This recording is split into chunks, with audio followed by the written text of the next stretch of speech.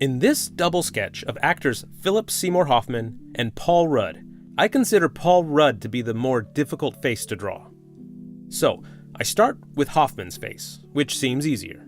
And that's the strategy I suggest you follow when doing this opposition sketching exercise.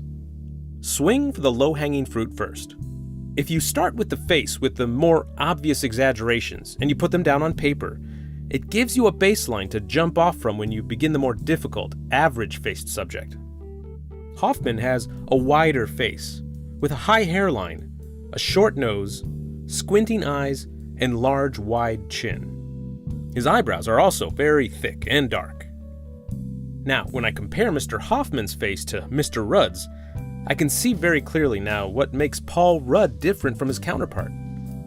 First, his face is much taller and thinner by comparison. Paul also has a high hairline, but he has a lot more volume of hair up top than the other guy. Paul's ears seem larger, and while both men have small, squinty eyes, Paul's eyebrows are much thinner and more delicate than Philip's. Paul's nose is also longer on his face. I had a bit of fun with Paul's nose shape and made his ball larger and protruding. That's a trait which I noticed studying his face at different angles, in different photos, which aren't shown here. Studying your subject from different angles can sometimes make a big difference in your caricature because it gives you a more complete view of the person. I went over that back in part 1 of this course, and it's always good advice.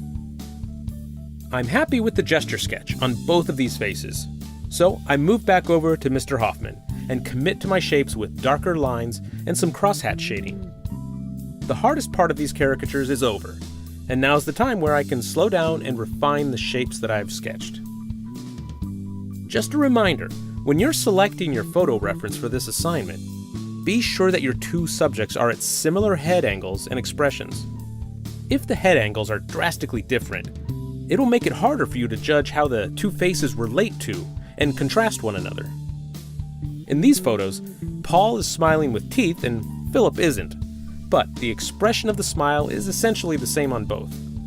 When people smile, the lower face widens and looks fatter.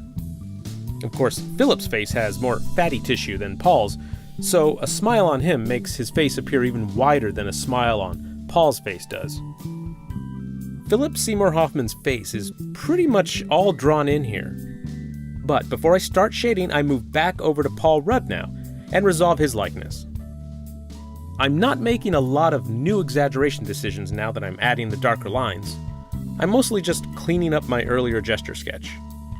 I'm really happy with how both faces are coming along. But if at any time during your double sketching practice you find yourself stuck and not able to figure out one person's likeness, then just jump back over to the other person. That's what he or she is there for. As I said before, I consider Paul Rudd to have the more difficult face to caricature.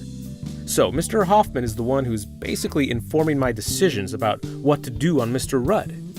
The more you move back and forth between your two subjects, the easier it will become to start seeing where you should push and stretch the shapes.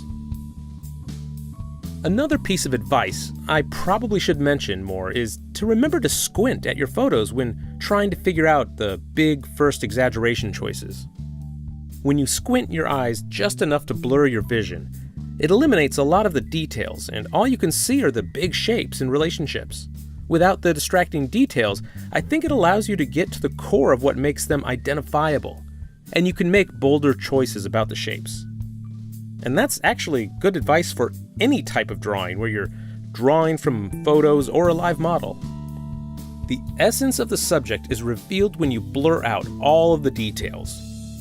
Of course, eventually you will need to see some of those details when you draw them, so don't squint for the whole time, just when you're making your big decisions and gestural strokes.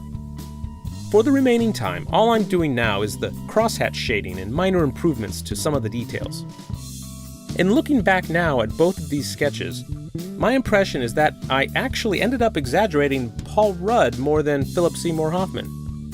They're both good likenesses, but I think I played it pretty safe on Mr. Hoffman's sketch. I think that's because my focus was more on Mr. Rudd in this exercise. And that's okay.